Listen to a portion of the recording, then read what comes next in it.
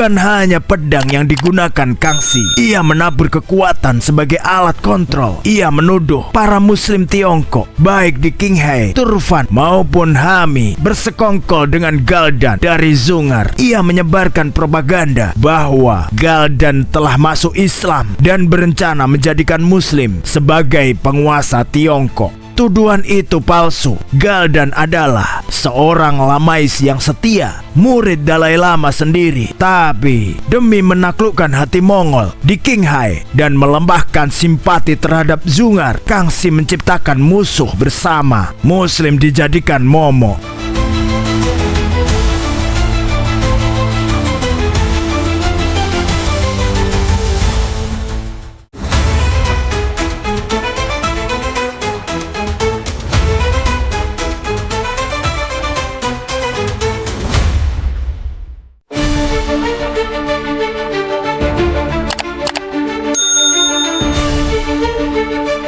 Kaisar Kangxi bersumpah untuk menghancurkan Galdan selamanya. Maka dimulailah perencanaan logistik besar. 1333 kereta gandum, 70.000 tentara terbagi dalam 3 kolom, dan 235 meriam di punggung unta.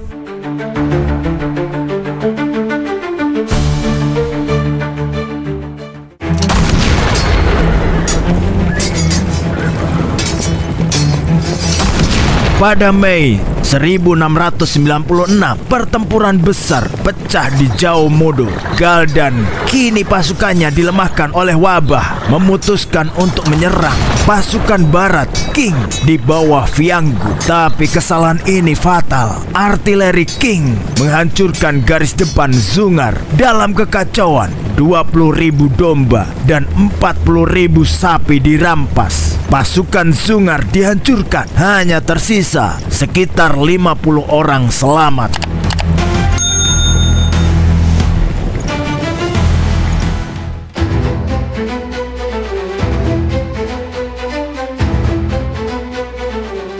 Namun, Galdan, sang Han besi, melarikan diri. Ratu Anu, istrinya, memimpin serangan balik, mengorbankan nyawanya agar suaminya lolos ke pegunungan Altai.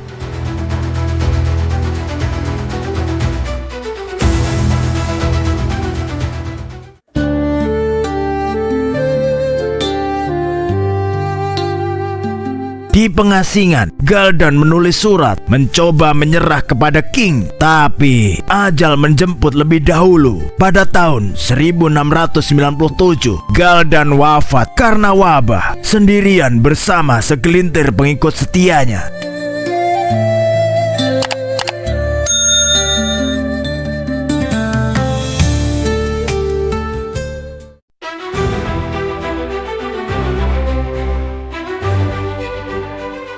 Setelah perang, Qing menempatkan garnisun Ulaanbaatar dan mengintegrasikan Mongolia luar ke dalam kekaisaran Qing. Di sisi lain, musuh lama Galdan, Sewangraptan, yang diam-diam menyuplai intelijen ke Qing, naik menjadi Han Zungar berikutnya. Namun, bayang-bayang Zungar belum sepenuhnya padam. Api kecil masih menyala dan membakar lagi dalam perang yang lebih dahsyat beberapa dekade kemudian.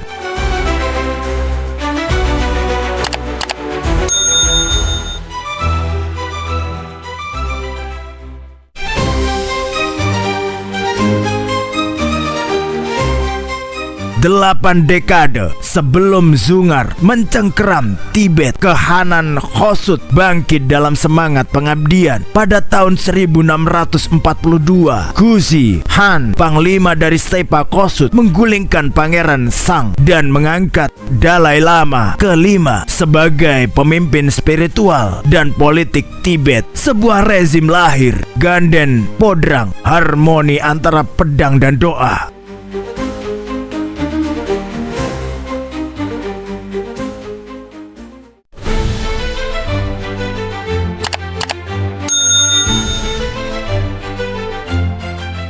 Namun, pada tahun 1717, badai datang dari barat. Sewangraptan, Han dari kehanan Zungar yang haus akan kejayaan memerintahkan menyerbu ke dataran tinggi Tibet. Targetnya La Bsang Han, penguasa terakhir Khosud, dan Dalai Lama, penggugat ketujuh yang dijaganya.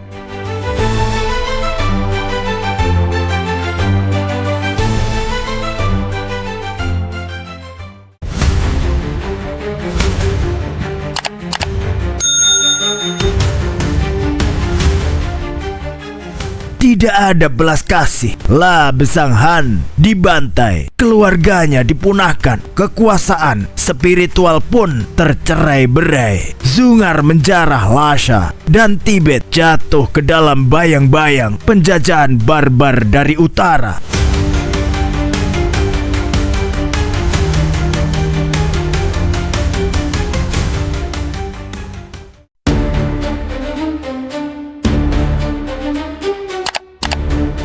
Kabar invasi Zungar menggema sampai ke istana Kaisar Kangxi di Beijing. Jalan perdagangan tradisional ke Lhasa pun terganggu. Pada tahun 1718, sebuah pasukan kecil Qing dikirim untuk membuka jalur melalui sungai Salween. Namun, mereka dihancurkan secara brutal oleh pasukan Zungar.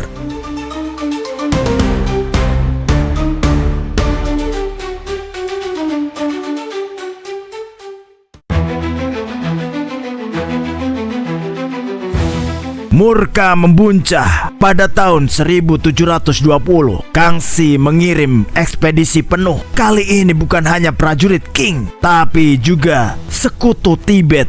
Mereka Polhanis Sonam Topkie dari Sang dan Gubernur Kangxenas dari Tibet Barat.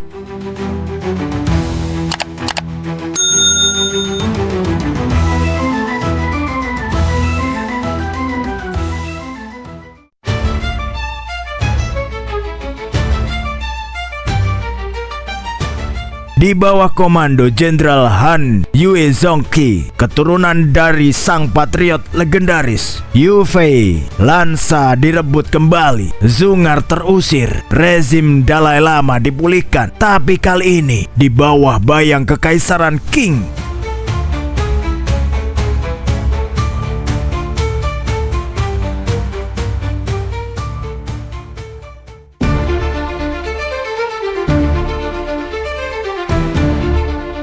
Pada tahun 1732, kendali militer Qing atas Tibet diserahkan dari Jenderal Han Yuezongki kepada Jalangga, seorang pembawa bendera Manchu. Dengan ini, pengawasan kekaisaran Qing atas Tibet diperkuat. Langit suci Tibet kini di bawah bayang istana Beijing, dan sisa-sisa Zungar hanya tinggal kenangan di padang Altai.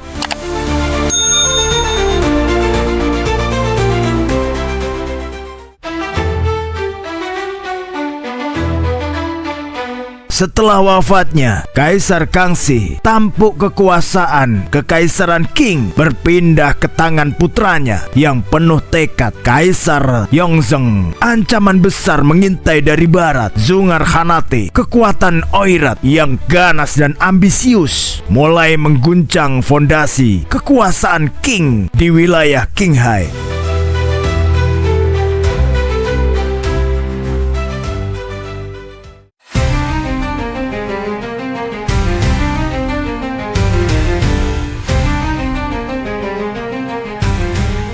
Dalam keputusan besar yang mengguncang istana Beijing, Yongzheng mengerahkan 230.000 prajurit dipimpin oleh Jenderal Ulung Nian Gengyao. Target mereka jelas, menumpas pemberontakan Zungar yang mulai menguasai wilayah pegunungan tinggi di barat laut kekaisaran. Namun, tantangan terbesar bukan hanya pasukan Zungar, melainkan alam itu sendiri.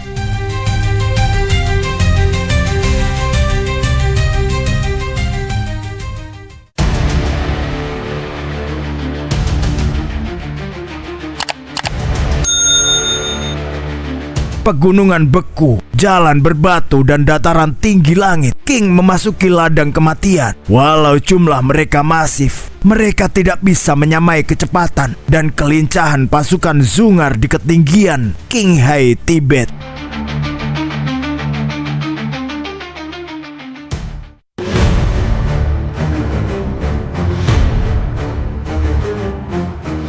Namun, di tengah tekanan itu, Nian Gengyao menyerang dalam pertempuran berdarah dan penuh pengkhianatan. Pasukan Qing akhirnya mengalahkan musuh mereka. Tapi, kemenangan ini tidak murah. 8 juta tael perak menguap dari perbendaharaan kekaisaran. Darah dan uang mengalir bersama di tanah Qinghai.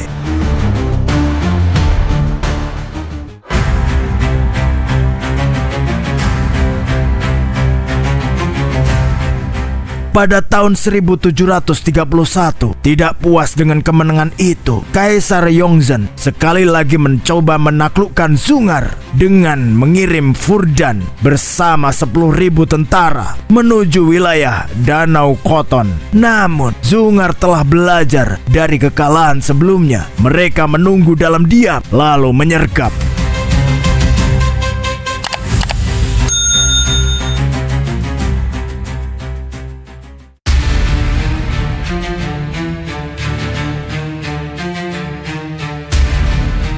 Pasukan Qing dibantai habis. Furdan dan seluruh pasukannya musnah di lembah dingin Khoton, dan badai mulai kembali mengancam kekuasaan Qing atas Mongolia.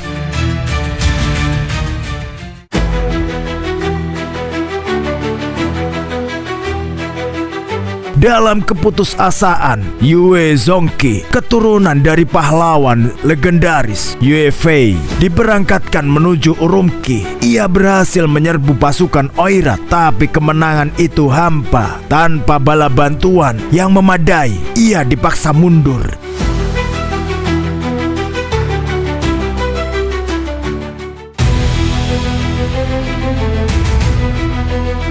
Pada tahun 1732, saat semua harapan hampir padam, bantuan datang dari utara. Sekutu Khalkha, para bangsawan Mongol yang loyal pada Qing, menyerbu wilayah Biara Erdenezu di medan perang Mongolia. Di bawah bayang-bayang kuil Buddha, pasukan Zungar dikalahkan dengan telak. Itulah pukulan terakhir dalam babak panjang konflik berdarah ini.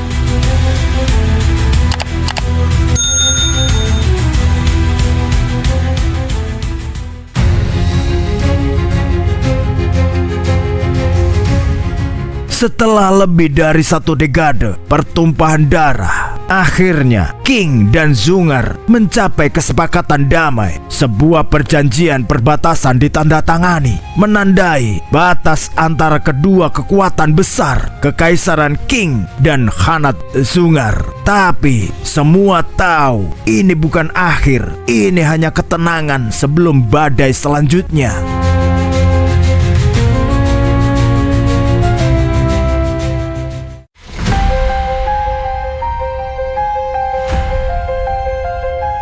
Pada tahun 1752, di padang luas yang membeku oleh sejarah panjang pertumpahan darah, kehanan Zungar, sisa terakhir dari kekuatan Oirat, masih bertahan. Tapi dari dalam, api perebutan kekuasaan mulai menyala. 2 pangeran Oirat bersaing memperebutkan tahta Han tertinggi. Yang pertama, Dawachi, mewarisi kekuasaan. Yang kedua, Amursana, dari suku Khoid, licik namun ambisius. Namun, sejarah tidak memihak sang penantang. Dalam serangkaian kekalahan memilukan, Amursana dipukul mundur oleh Dawachi. Putus asa, ia hanya memiliki satu harapan tersisa, berlutut di hadapan Kekaisaran Qing.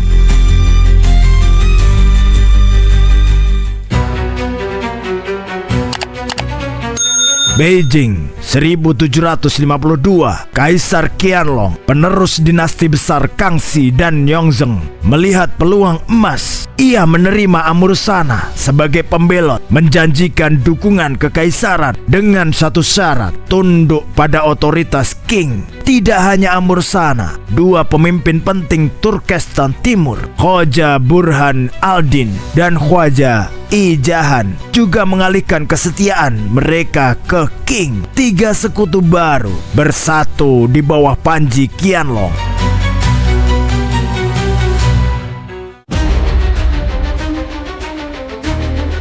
Pada tahun 1755, pasukan besar disiapkan. Kaisar mengutus Jenderal Manchu Zhao Hui didampingi oleh ketiga suku Oirat dan Turkestan untuk menyerang Dawachi. Serangkaian bentrokan kecil meletus di sepanjang sungai Ili. Namun kekuatan King terus merangsek maju. Akhirnya pasukan Zhao Hui mengepung Ili atau Gulja, jantung pertahanan Zungar, terpojok dan terkepung. Dawachi menyerah. Kekaisaran King menang.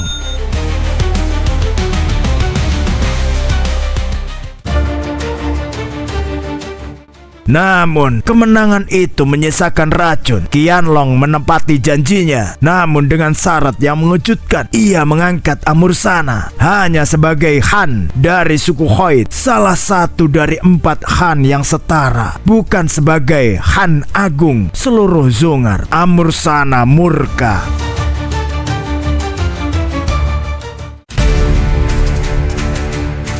Pada tahun 1758, pertempuran berdarah dimulai. Pertama, pertempuran Oroi Jalatu. Zhao Hui memimpin serangan malam mendadak ke perkemahan Amursana. Meskipun Amursana melawan dengan gigih, bala bantuan King mengusirnya dari lembah. Kemudian pertempuran Korgos, di mana Pangeran Cap dan Jap memimpin pasukan King meraih kemenangan gemilang. Puncaknya pertempuran Horongoi, Gunung Keramat, di mana nasib Oirat ditentukan. Dalam gelap malam, Zhao Hui menyeberangi sungai dan melancarkan serangan kilat, menghancurkan pasukan Amursana dan mengusirnya kembali.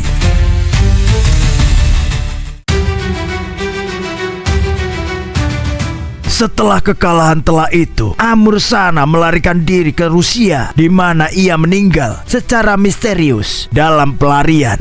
Dengan itu, kehanan Zungar punah dari sejarah. King bukan hanya menaklukkan wilayah, tetapi menghapus eksistensi musuhnya. Perang telah berakhir, tapi luka sejarah terus berdenyut di stepa yang sunyi. Terima kasih telah menyaksikan video ini. Jika Anda menikmati kisah sejarah yang mendalam dan penuh makna, jangan lupa like, subscribe, dan tekan tombol lonceng agar tidak ketinggalan video menarik lainnya. Sampai jumpa di video berikutnya.